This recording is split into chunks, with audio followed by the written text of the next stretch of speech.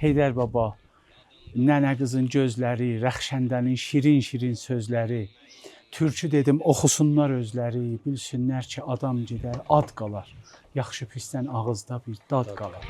Heydər Baba, Nənə qızın gözləri, Rəxşəndənin şirin-şirin sözləri,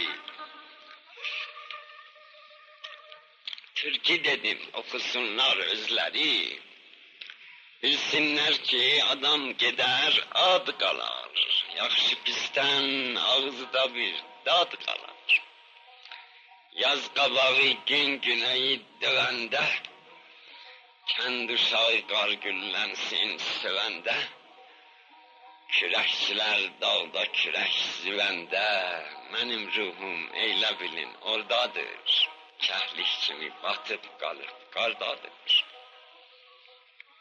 Qarı nənə uzadanda işini, gün buludda əyirərdi teşini, qurt qocalıb çəkdirəndə dişini, sürü qalxıb dolaydan aşardı, baydaların sütü aşıb daşardı.